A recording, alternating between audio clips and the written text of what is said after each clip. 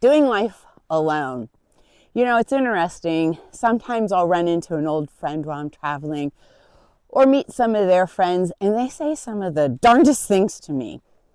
I had some friend say to me recently, you know, I'm really concerned about you.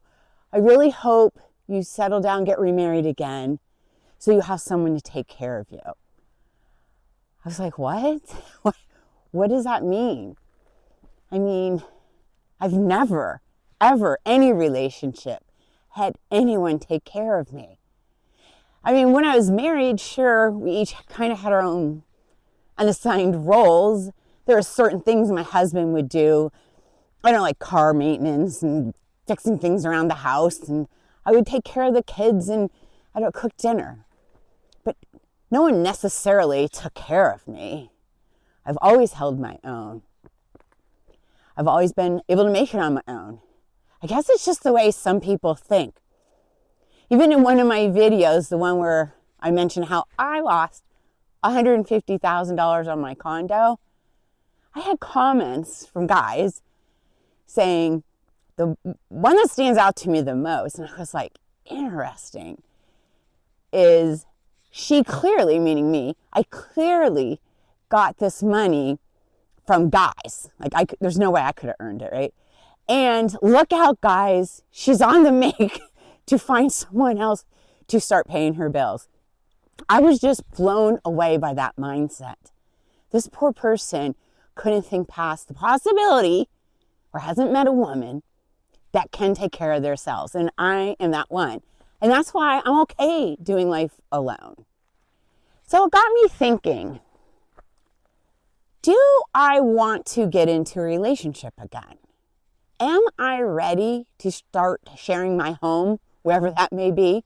And better yet, my bed with someone with all the snores and everything? And my answer is a resounding no. No, I am not ready. And that's because currently I have a very peaceful life. I have my life the way I want it, and I like it. So, hey, if it's not broken, why fix it? Why should I change anything? And it's not to say someday I won't find Mr. A. Hey, it could be tomorrow. I don't know. But as of right now, no, I'm not ready. With the holidays here and me traveling and seeing tons of family and friends going to events and things at their homes, I can just feel their stress and their worry. I don't have any of that right now.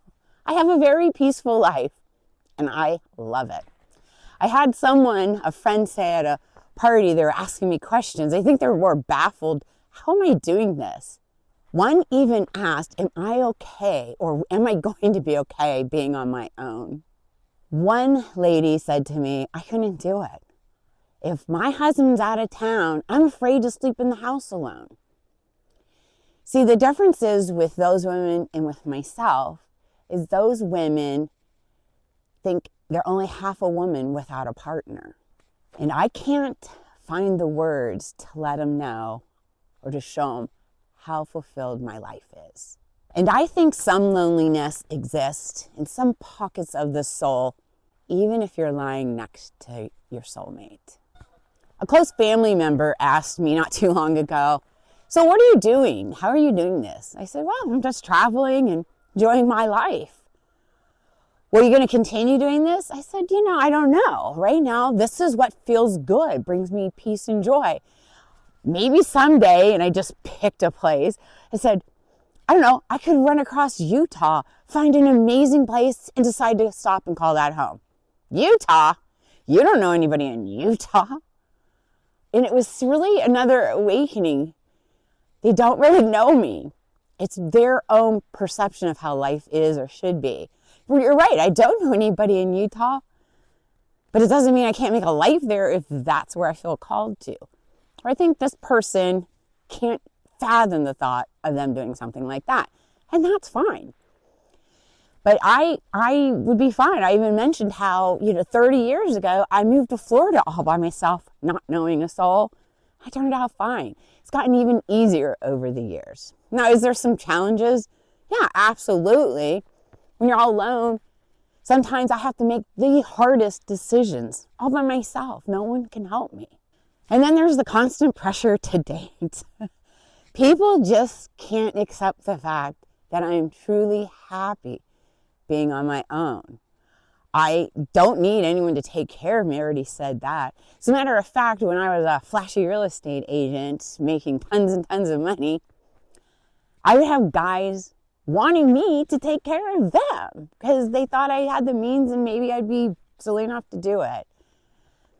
But I don't need anyone to take care of me, and doing life alone is great.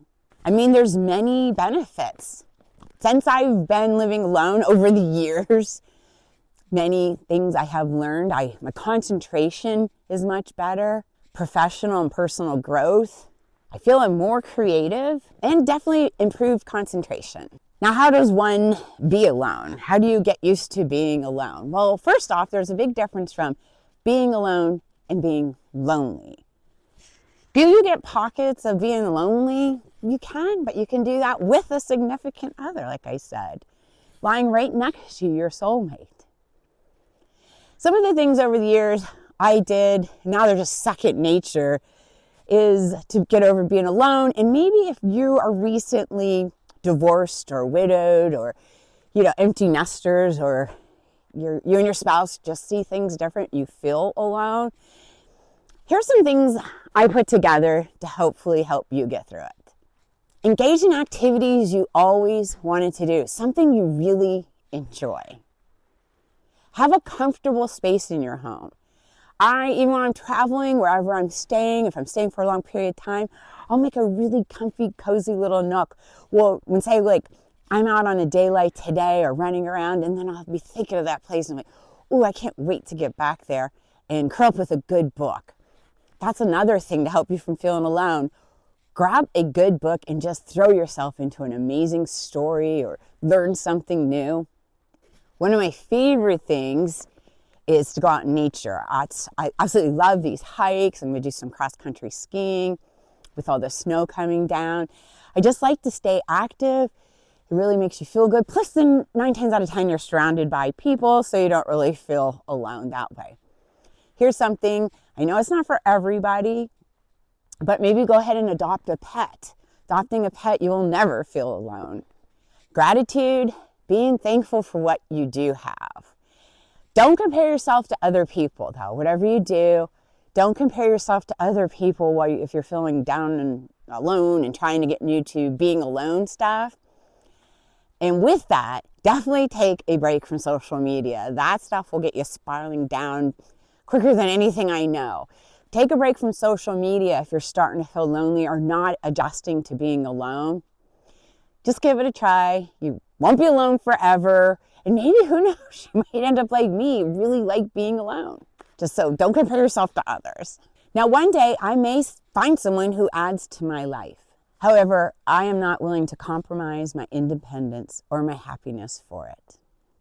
Thanks for watching. Till next time.